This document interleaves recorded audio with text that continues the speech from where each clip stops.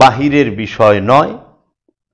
খান্নাসরূপী শয়তানি মানব দেহের অভ্যন্তরে কলব নামক স্থানে অবস্থান করে লোভ মোহ নামক অনেক মূর্তির পূজা করায় এবং এই মূর্তির পূজা করাটিকেই বলা হয় শিরক করা।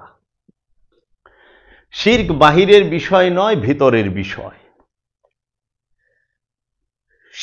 ইবাদত দাসত্ব দুই জনের করা হয়। কোরআনে আল্লাহ বলছেন, ইবাদত করে আল্লাহর যারা বান্দা তাহারা আল্লাহর, আর ইবাদত হয় শয়তানের। আল্লাহ কোরআনে বলছেন, ওয়াবুদু রব্বাকুম হাত্তা ইয়াতিকাল ইয়াকিন, তোমরা তোমার রবের ইবাদত করো বিশ্বাস অর্জিত হওয়ার আগ পর্যন্ত। আল কোরআন। আর আল্লাহ নিষেধ করেছেন। আসসালামু আলাইকুম ওয়া রাহমাতুল্লাহি ওয়া বারাকাতুহু। সুপ্রিয় দর্শক মণ্ডলী, আজকে আমি আপনাদের সামনে এসেছি একটি বিষয় নিয়ে একটু আলোচনা করার জন্য। আমি আজকে একটি খবরে দেখলাম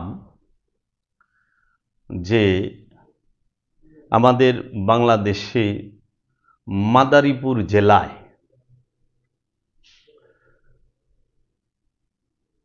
একটি ঘটনা, সেই ঘটনা সম্পর্কে নিয়ে আমি আলোচনা করব। বিসমিল্লাহির রহমানির রহিম। আল্লাহ রাব্বুল আলামিন কুরআনুল মাজিদে বলেছেন, ইরশাদ করেছেন, ওয়ান নাজমু ওয়াশ শাজারু ইয়াসজুদান। অর্থ হচ্ছে আকাশের তারকাগুলো এবং গাছগুলো সেজদা করছে। কুরআনুল মাজিদ আল্লাহ বলেছেন, ওয়াশ শামসু ওয়াল কামারু ওয়ান নাজমু ওয়াশ শাজারু ইয়াসজুদান। সূর্য এবং চন্দ্র এবং আকাশের গ্রহগুলো এবং এই জমিনের গাছগুলো আল্লাহর সেজদায় রত। আল কোরআন। কেন সেজদায় রত? কারণ এই পৃথিবীর বুকে যাহা কিছু আছে, গাছপালা, তরু লতা, সাগর, পাহাড়, পর্বত, নদ নদী, পশু পাখি, ভেড়া বকরি, যাহা কিছু আছে, শুধু জিন আর ইনসান ছাড়া, মানুষ এবং জিন ছাড়া এই পৃথিবীর বুকে এবং আকাশে স্থলচর এবং জলচর যত প্রাণী আছে, যাহা কিছু আছে, সমস্ত কিছুই এই জিন ইনসান ছাড়া অন্য সমস্ত কিছুই আল্লাহর সেজদায় রত, ইচ্ছায় অনিচ্ছায়। তৌহিদ রাজ্যে অবস্থান করে, তারা তৌহিদবাসী। আমার আফসোস লাগলো যে আমি আজকে খবরে দেখলাম, বিশেষ করে বেশ কিছু টিভি চ্যানেলে এবং সংবাদপত্রে একটি খবর দেখলাম। সেটি হলো বাংলাদেশের মাদারীপুর জেলায় একদল তৌহিদি জনতা নামে কট্টর ধর্মান্ধ মৌলবাদীর লোক, ওহাবি মন মানসিকতার, ওহাবি মতাদর্শের লোক, তাহারা একটি বট ও বৃক্ষ, বট গাছ, সেটিকে কেটে ফেলতেছে শিরকের দোহাই দিয়ে। শিরকের দোহাই দিয়ে কাটা হচ্ছে যে সেজদায় রত তাকে। আল্লাহ বলছেন, সমস্ত গাছগুলো আল্লাহর সেজদায় রত। One নাজমু wash শাজারু ইয়াসজুদান। শাজারা মানে গাছ, শাজার মানে গাছ। গাছগুলো আল্লাহ রব্বুল আলামিনের সেজদায় রত, তৌহিদে বাস করে। সেই সেজদায় রত গাছকে শিরকের দোহাই দিয়ে একদল ধর্মান্ধ কেটে ফেলল। এখন তাহারা গাছের মধ্যে শিরক খুঁজতেছে, মাছের মধ্যে শিরক খুঁজতেছে, নদী নালা পাহাড় পর্বত ঝর্ণা এই সমস্ত কিছুর ভিতরে শিরক খুঁজে। এদের শিরক সম্পর্কে বিন্দু মাত্র ধারণা নাই এবং এদের তৌহিদ সম্পর্কেও ধারণা নাই। এটা সম্পূর্ণ অজ্ঞতার কারণে, মূর্খতার কারণে, বর্বরতার কারণে হয়েছে, যেটা আমাদের সমাজে কাম্য নয়।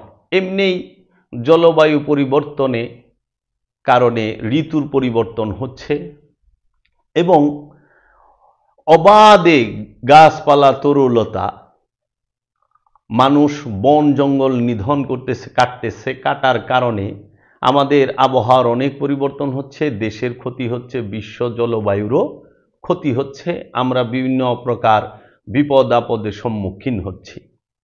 এই নিয়ে যদি প্রতিবাদ না করা হয় তাহলে আমাদের দেশের এই ধর্মান্ধ, এই যারা জ্ঞানহীন শিরক সম্পর্কে এবং তৌহিদ সম্পর্কে, তারা এই দেশের যত বট বৃক্ষ আছে সবই একটা একটা করে কাটা শুরু করবে। এটা তো শিরক নয়, এটা হলো প্রতিহিংসা। প্রতিহিংসা, কারণ আল্লাহ নিজে বলছেন সমস্ত গাছগুলো আল্লাহর সেজদায় রত, আল্লাহর ইচ্ছা ছাড়া লড়ে না, আল্লাহর ইচ্ছা ছাড়া একটি পাতাও গাছে লড়ে না।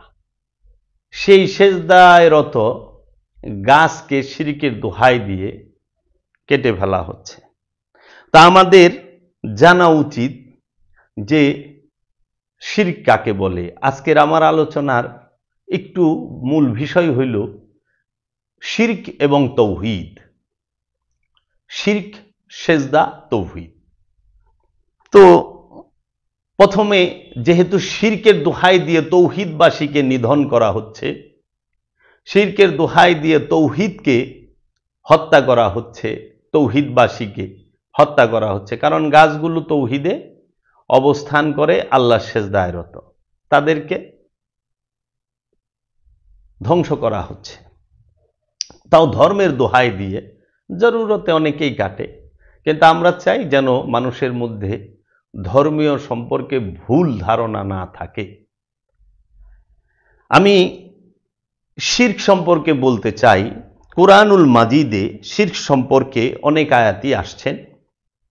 সেই রকম ভাবে সূরা নেসায়, সূরা নেসার মধ্যে সূরা নেসার ৪৮ নম্বর আয়াতে আল্লাহ রাব্বুল আলামিন বলতেছেন, ইন্নাল্লাহা লা ইয়াগফিরু আইয়ুশরাকা বিহি ওয়া ইয়াগফিরু মা দুনা যালিকা লিমান ইয়াশাউ।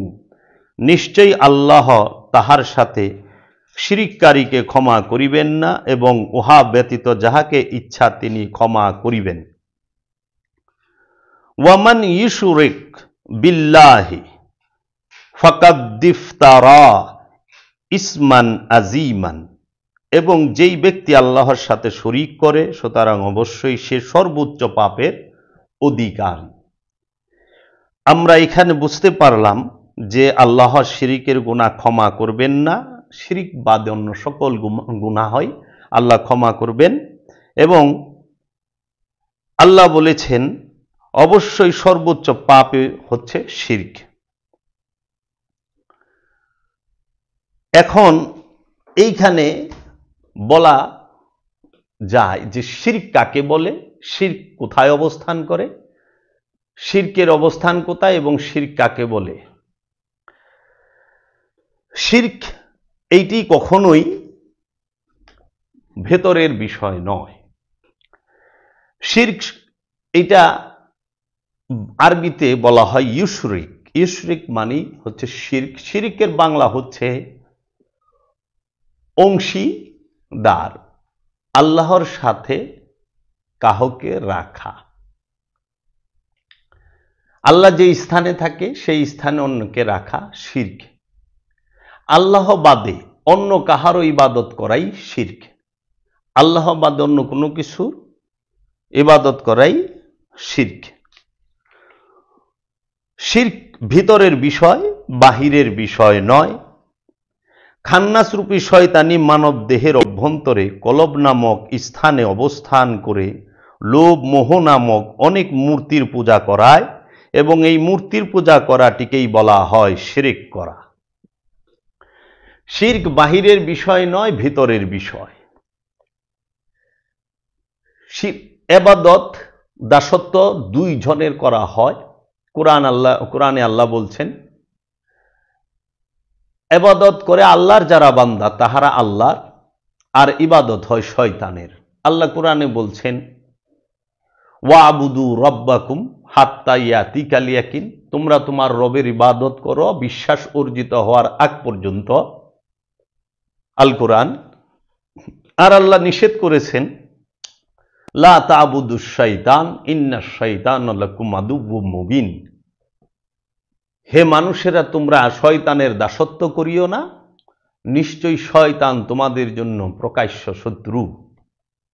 তো কাজেই ইবাদত দুইজনের করা হয়, একটি হইল রবের ইবাদত করা হয়, আল্লাহর ইবাদত করা হয়, আরেকটি হইল শয়তানের দাসত্ব করা হয়। আল্লাহ নিজে বলছেন। এখন শয়তানের দাসত্বটা সাধারণ মানুষ বুঝতে পারে না, শয়তানের দাসত্বটা কি আসলে। শয়তানের দাসত্বটা হচ্ছে ষড়রিপুর গোলামি করা।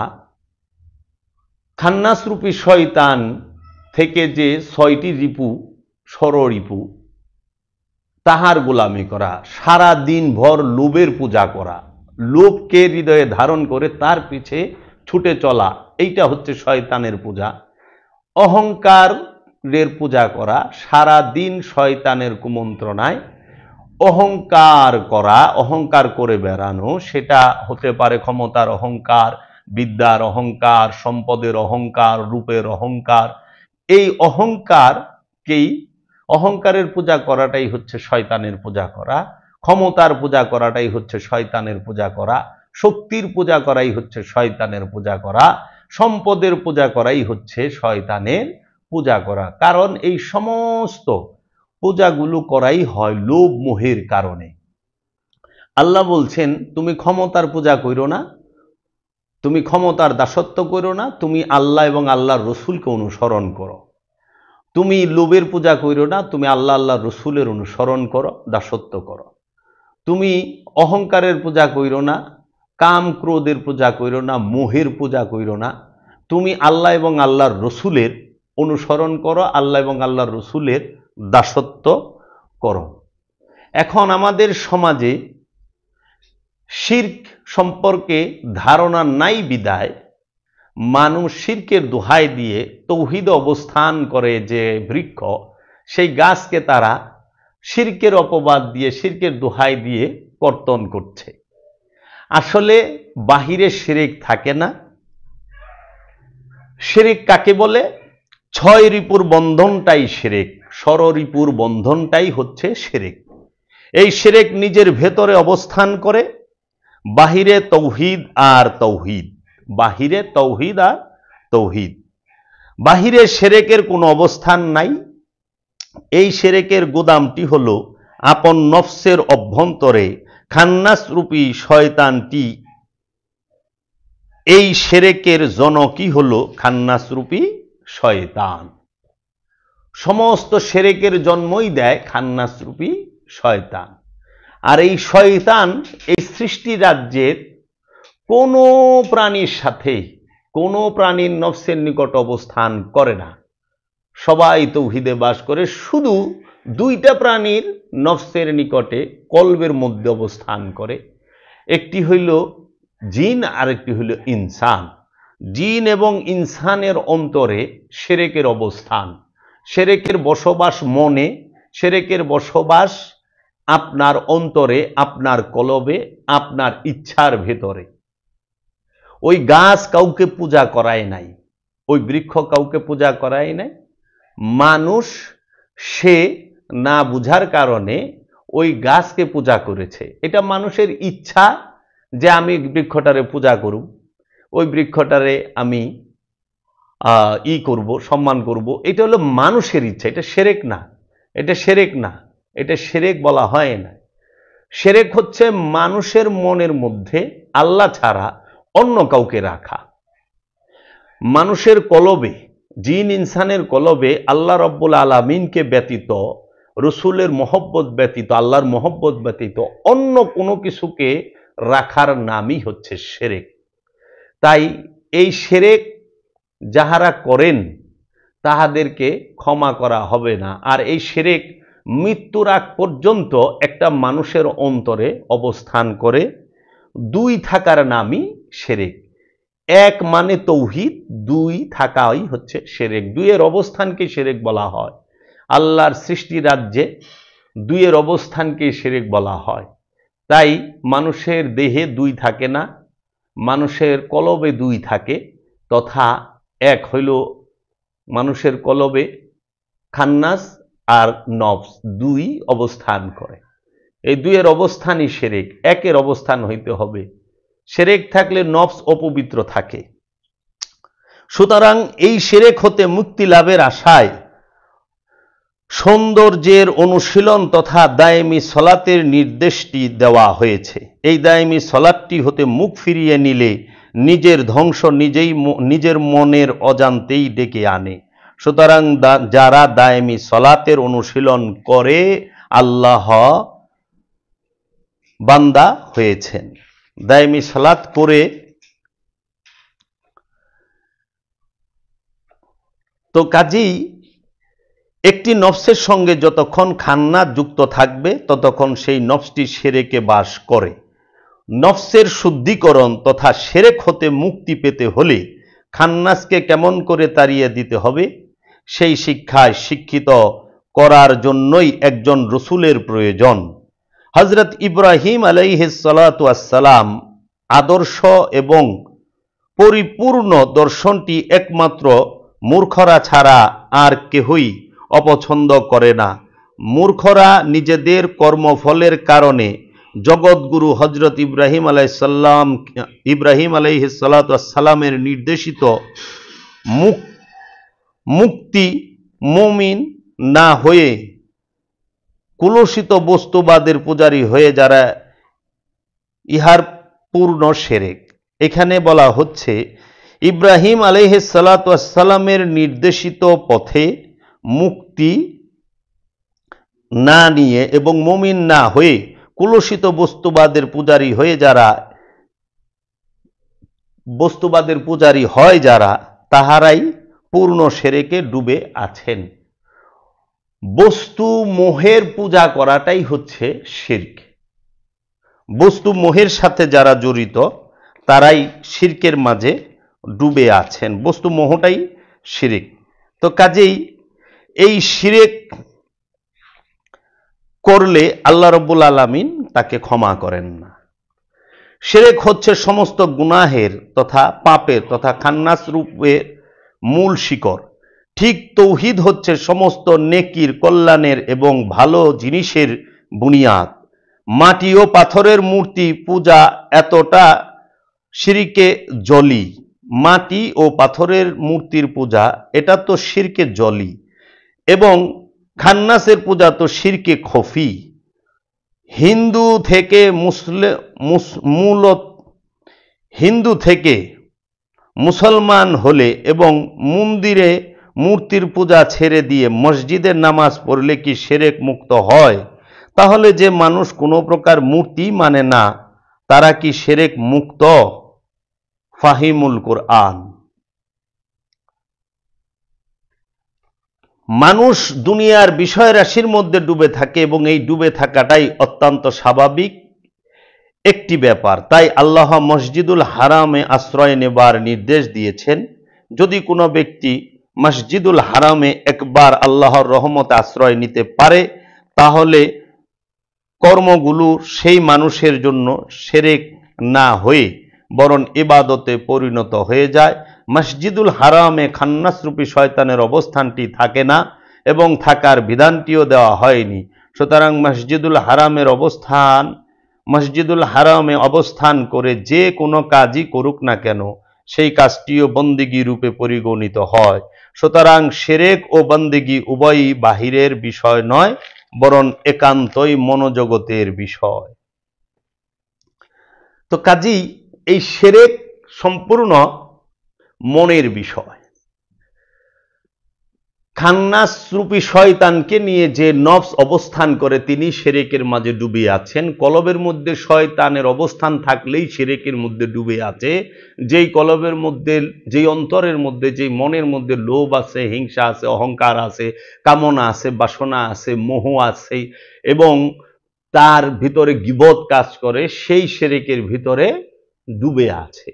এই শিরক মুক্ত হইতে হইলে দায়েমি সালাত আপনাকে করতেই হবে।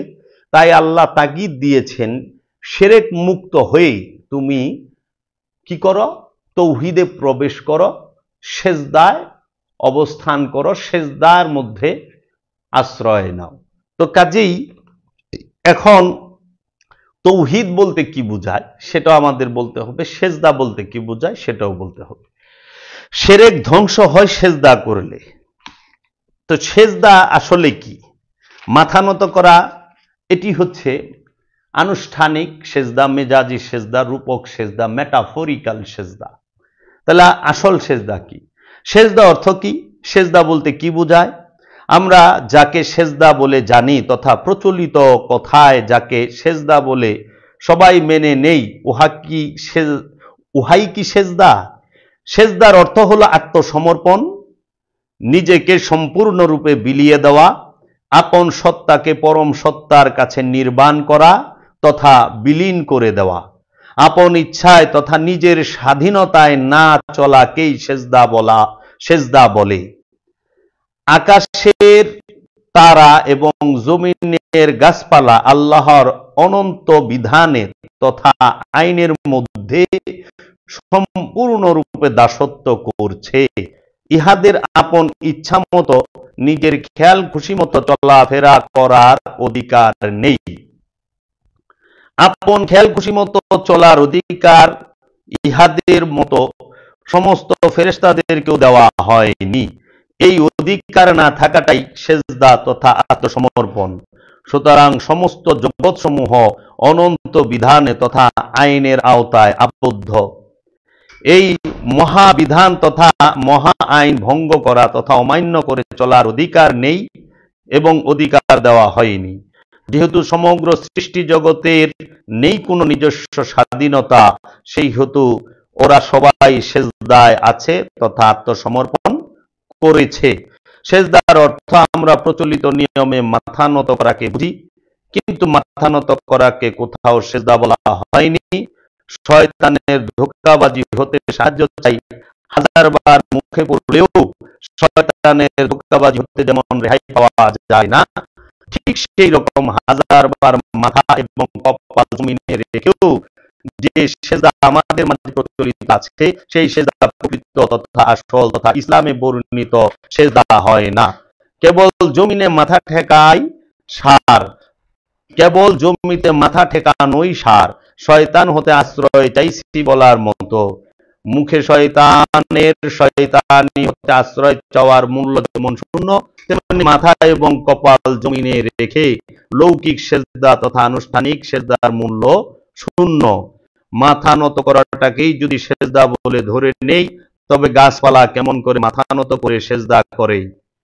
চাঁদ, সূরজ আর তারা কেমন করে করবে সেজদা?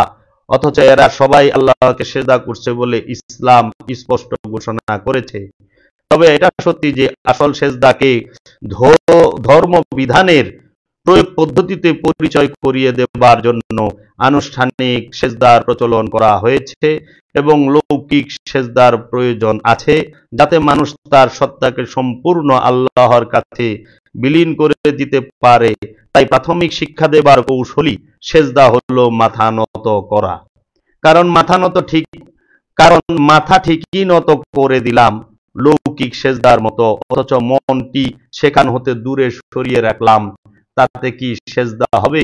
তাই মনটাই সেজদার মূল অংশ, মাথাটা নত করা সেজদার গৌণ অংশ। তাই আচার যখন তার মূল উদ্দেশ্য লক্ষ্য হারিয়ে ফেলে, তখন সেই আচারই অনাচারের রূপ ধরে সমাজের প্রকৃত রূপটিকে ঝাঁঝরা করে দেয়। কেবলমাত্র মাথা নত করলেই উহার অর্থ এবং মূল্য কতটুকু থাকে তা আপনারাই বিচার করে দেখেন। এই হলো বাবা জাহাঙ্গীরের লিখিত শরীয়তি সেজদা এবং মারিফতি সেজদার কিতাব থেকে আমি একটু আপনাদেরকে পড়ে জানালাম যে সেজদার মূল বিষয়টা কি। তাহলে আল্লাহ যেখানে বলতেছেন নাজমু ওয়াশ-শাজারু ইয়াসজুদান, সমগ্র গ্রহগুলো এবং বৃক্ষগুলো আল্লাহ সেজদায় রত, সেই সেজদায় রত বৃক্ষকে শিরকের নামে কেটে ফেলা কি এটা জুলুম নয়? এটা কোরআন বিরোধী নয়? তাহলে তারা গাছে মাছে শিরক দেখতেছেন, অথচ শিরক বাস করে যে গাছ কাটতেছে মৌলবী তার অন্তরে। যে মৌলবী শিরকের দোহাই দিয়ে গাছ বৃক্ষটি বটগাছটি কাটতেছেন, সেই মৌলবীর অন্তরে শিরকের অবস্থান। কারণ শয়তান থাকার কারণেই তিনি তৌহিদ রাজ্যের অবস্থানকারী বৃক্ষের সেজদাটি বুঝতে পারে নাই।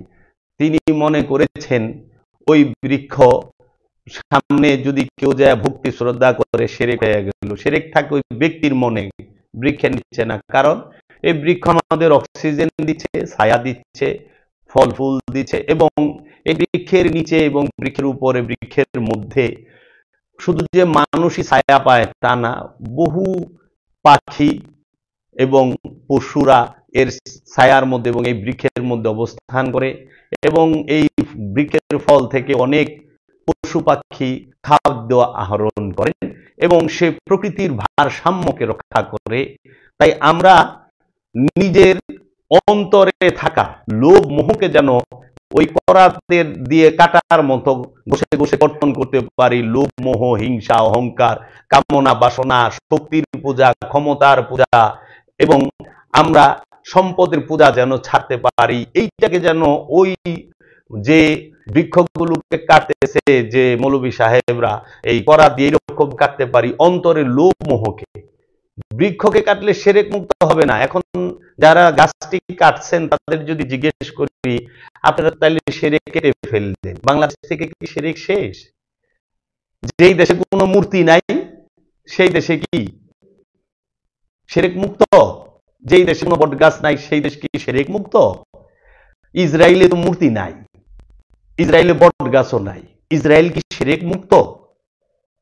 একটু উত্তরটা দিবেন। আপনারা কোন রাজ্যে কোন জায়গায় বসবাস করেন? এই বিংশ শতাব্দীতে বিজ্ঞানের যুগে, সায়েন্স টেকনোলজির যুগে এইরকম অজ্ঞেয়বাদ, মূর্খতা আমরা সমাজে দেখতে হয়। ধর্মের দোহাই দিয়ে মানুষের কে আঘাত করতেছে, ধর্মের দোহাই দিয়ে মানুষ মানুষকে হত্যা করতেছে। এখন ধর্মের দোহাই দিয়ে, শিরকের দোহাই দিয়ে গাছও রেহাই পায় না, মাছও রেহাই পায় না। এই কোন আজব দুনিয়ায় আল্লাহ বাস করি, মাথায় ধরতে চায় না যে শিরক কি, এইটাই বুঝলো না। শয়তানকে সঙ্গে নিয়ে কলবে নিয়ে অবস্থান করাই শিরক। শিরকের অবস্থান একমাত্র জিন আর ইনসানের অন্তরে।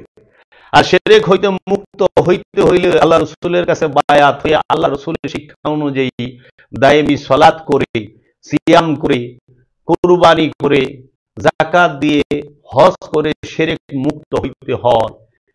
শিরক মুক্ত হইতে হয় দায়েমি সালাতের মাধ্যমে। আল্লাহ রসুলের সাথে সর্বক্ষণ সংযোগ যোগাযোগ প্রচেষ্টায় লিপ্ত থেকে নিজের মধ্যে থাকা নফসের সাথে মিশে থাকা খান্নাস রূপী শয়তান হতে মুক্ত হয়ে তৌহিদ রাজ্যে প্রবেশ করতে হয়। আর যাদের সাথে শয়তান আছে, যাদের নফসের সাথে, তাদের জন্য জান্নাত জাহান্নাম এবং ভালো মন্দ অবস্থান করে।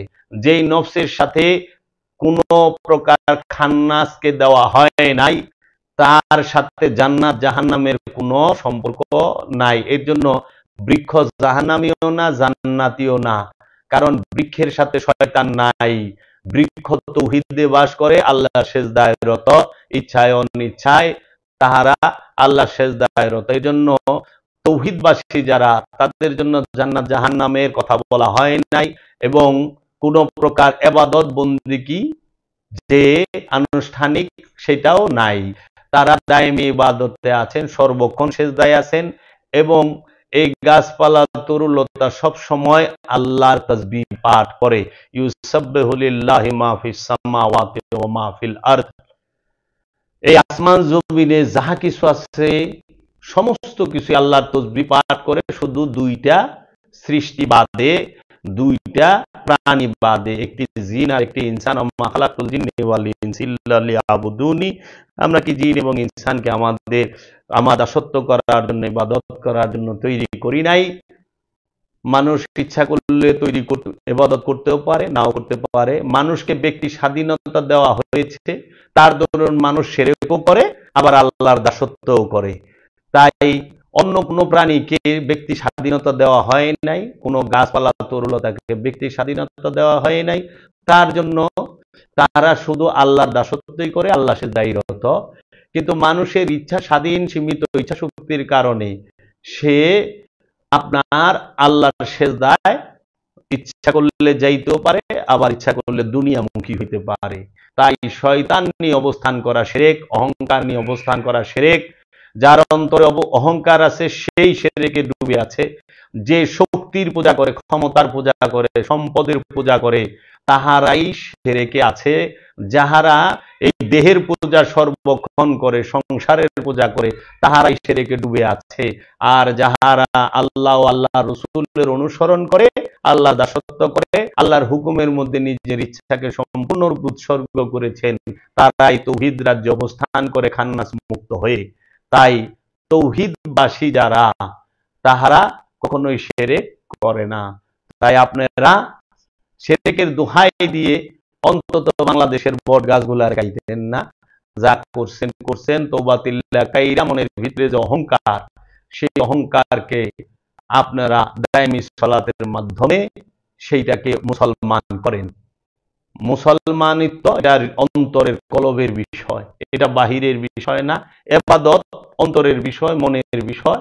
সেটাকে দৈহিকভাবে প্রকাশ করতে হয়, ইকরার করতে হয়, কিন্তু পবিত্র করতে হবে কলবকে, মনকে। শিরক বাস করে মনে। তো কাজেই শয়তানের পূজা ছাড়েন, অহংকারের পূজা ছাড়েন। যে মানুষ শয়তানের পূজা করে সেই শিরকে ডুবে আছে। আজকের মতো এখানেই রাখতে চাই। শেষে একটি কথা বলতে চাই, সেই কথাটি হলো, বর্তমান সমাজে খুব হিট এবং সুপারহিট একটি শব্দ আছেন, যে শব্দটিকে আশা করি অধিকাংশ মানুষ এই শব্দটি কলঙ্কিত করে ফেলেছেন। সেই শব্দটি হলো তৌহিদি জনতা। তৌহিদি জনতা নিয়ে একটু আলোচনা। তৌহিদি জনতা কখনোই হয় না, জনতা কখনো তৌহিদি হয় না। তাই বলতে চাই, তৌহিদ শব্দের অর্থ কি? তৌহিদ শব্দের অর্থ একত্ববাদ। আল্লাহর রাজ্যকেই তৌহিদ বলা হয়। আল্লাহর রাজ্যকে বলা হয় তৌহিদ। যেই রাজ্যে শুধু আল্লাহই আছেন, আর কেউই নাই, যেই রাজ্যটি আল্লাহময় হয়ে আছেন, যে রাজ্যটি আল্লাহর মধ্যে অবস্থান করে, যাহা কিছু আল্লাহর মধ্যে অবস্থান করে এবং যাহা কিছুর মধ্যে শুধু আল্লাহই অবস্থান করেন, তাকেই তৌহিদ রাজ্য বলা হয়। জিন এবং ইনসান এরা কেউ তৌহিদ রাজ্যে বসবাস করে না। তৌহিদ রাজ্যে বসবাস করে মুমিনগণ। মুমিন ব্যতীত আমানু তৌহিদ রাজ্যে বাস করে না। মুমিন ছাড়া আর অন্য কেউ, এমনকি আমানু, তৌহিদ রাজ্যে বাস করে না। তৌহিদ রাজ্যে কামনা বাসনা তথা শয়তানের প্রবেশ হারাম। তৌহিদ রাজ্যে কামনা বাসনা এবং শয়তানের প্রবেশ হারাম।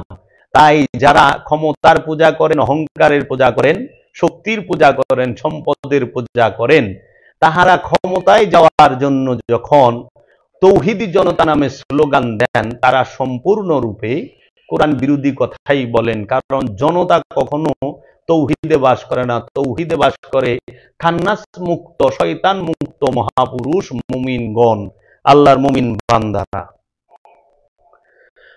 তৌহিদ রাজ্যে কামনা বাসনা তথা শয়তানের প্রবেশ হারাম। সুতরাং খান্নাস রূপী শয়তান মুক্ত স্থানকে বলা হয় তৌহিদ রাজ্য। আমাদের সমাজে অনেকে ভুলবশত বলে থাকেন তৌহিদি জনতা।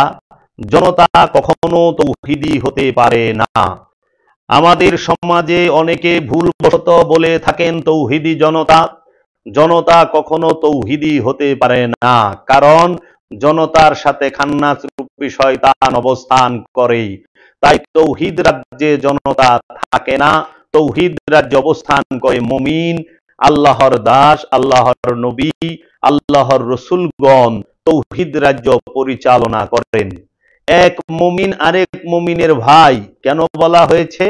কোরআনে কেন বলা হলো না যে এক মুমিন আরেক মুমিনের এক মুমিন আরেক মুমিনকে পিতা, এক মুমিন আরেক মুমিনকে আত্মীয় কেন বলা হলো না? এক নবী আরেক নবীর পিতা, এক রসুল আরেক রসুলের পিতা, এক অলি আরেক অলির পিতা কেন বলা হলো না? নবীগণ রসুলের পিতা কি? নবীগণ রসুলের পিতা কি? এর পিছনে রহস্য। মুমিন আরেক মুমিনের ভাই, মুমিন আরেক মুমিনের ভাই, এক মুমিন আরেক মুমিনের ভাই, তার কারণ হচ্ছে নবীগণের স্ত্রী মুমিনগণের মাতা, নবীগণের স্ত্রী মুমিনগণের মাতা। তাহলে নবী হচ্ছে মুমিনগণের পিতা। নবীর নূরে নূরময় যিনি, নবীর গুণে গুণী যিনি, তাহাকে বলা হয় মুমিন। এজন্য নবীর নূর থেকে যাদের জন্ম হয় সবাই মুমিন। আর এই সমস্ত মুমিনকে বলা হয়েছে এক মুমিন আরেক মুমিনের ভাই। এক মুমিন কখনো আরেক মুমিনের পিতা হয় না। কোরআন বলেনি এই কথা। যে বস্তু এবং যে ব্যক্তি যখনই শিরক মুক্ত হয় তখনই এসে তৌহিদে প্রবেশ করে। তৌহিদ রাজ্যে কোনো মাতা পিতা, আত্মীয় স্বজন, ভাই বোন কোনো প্রকার সম্পর্ক থাকে না। শুধু থাকে একটি সম্পর্ক, সেটি হলো সেবা, গোলামি, সৃষ্টির উপকার, সৃষ্টি সেবা, নিজের জীবনকে উৎসর্গ করে অন্যের সেবা করা। এটাই তৌহিদ রাজ্যের নীতি, এটাই তৌহিদ রাজ্যের ধারা। ভাই বোন, মা বাবা নাই কোনো গাছপালা তরুলতার কাছে, ভাই বোন মা বাবা নাই এমনকি স্থলচর, জলচর এবং আকাশচর যত প্রাণী আছে কাহারও মধ্যে ব্লাড রিলেশন এবং কোনো রিশতা থাকে না। শুধু একটাই সম্পর্ক থাকে, তারা আল্লাহর কাছে সমর্পিত, সেজদারত। এই সম্পর্কে আরো চিন্তা করার অনুরোধ রইল।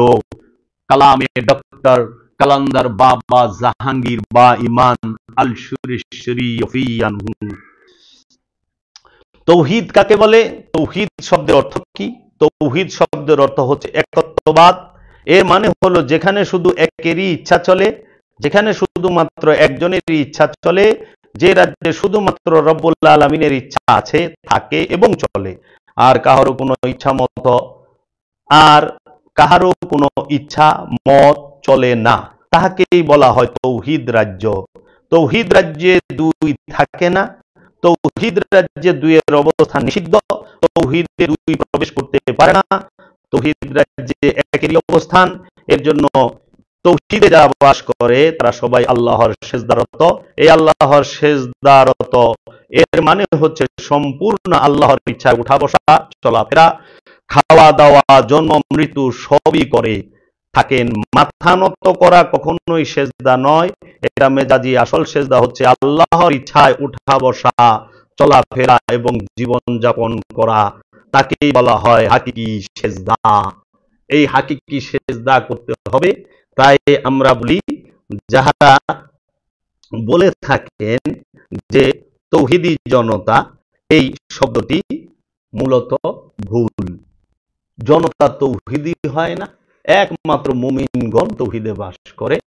জনতার মধ্যে লোভ, মোহ, হিংসা, কামনা, বাসনা, ক্ষমতার পূজা, শক্তির পূজা, সম্পদের পূজা থাকে। জনতাই এই ক্ষমতার পূজা, শক্তির পূজা, সম্পদের পূজা করার কারণে একে অপরকে হত্যা করে, একে অপরের হক মেরে খায়, একে অপরকে হেয় করতে ব্যস্ত, গীবত করতে ব্যস্ত। তাই জনতা কখনোই তৌহিদি হয় না। এই তৌহিদি জনতা বলাটা সম্পূর্ণ ভুল একটি তথ্য। তাই আমরা যেন ভুল না করি, সত্য এবং সঠিক বিষয় জানার চেষ্টা করি। আমরা আমাদের নিজেদের নফসকে উন্নত করি, নিজেদের নফসকে খান্নাসরূপী শয়তান মুক্ত করে আল্লাহ তৌহিদ রাজ্যে আল্লাহর ইচ্ছা মতো আমরা, আল্লাহর বিধান মতো আমরা চলি। তাই জোর করে তৌহিদ রাজ্যে প্রবেশ করান যায় না। তৌহিদ রাজ্যে যদি কেউ প্রবেশ করে সেটা মহব্বতের মাধ্যমে, আল্লাহর ইশকে, আল্লাহর মহব্বতে আত্মহতি দিতে হয় আল্লাহর ইচ্ছার কাছে, রসুলের ইচ্ছার কাছে, তাহলেই এই তৌহিদ রাজ্যে প্রবেশ করা যায়।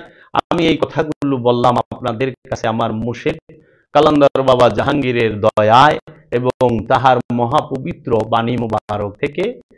এইখানে বাবা জাহাঙ্গীরের লিখিত কিতাব সুফিবাদ আত্মপরিচয়ের একমাত্র পথ এবং শরীয়তি সেজদা এবং মারেফতি সেজদা নামক কিতাব থেকে এবং বাবা জাহাঙ্গীরের লেখা শব্দে শব্দে হুবহু কোরআনুল মাজিদ থেকে আমি আপনাদের সামনে একটু কথাবার্তা বললাম। আপনাদের প্রতি অনুরোধ রইল, আপনারা বাবা জাহাঙ্গীরের লিখিত 28টি কিতাব আছে, কোরআনের হুবহু অনুবাদ আছে, যদি শিরক তৌহিদ সেজদা সম্পর্কে বুঝতে চান, জানতে চান, আপনারা এই কিতাবগুলো পাঠ করতে পারেন। আমি এখানেই রাখলাম। আসসালামু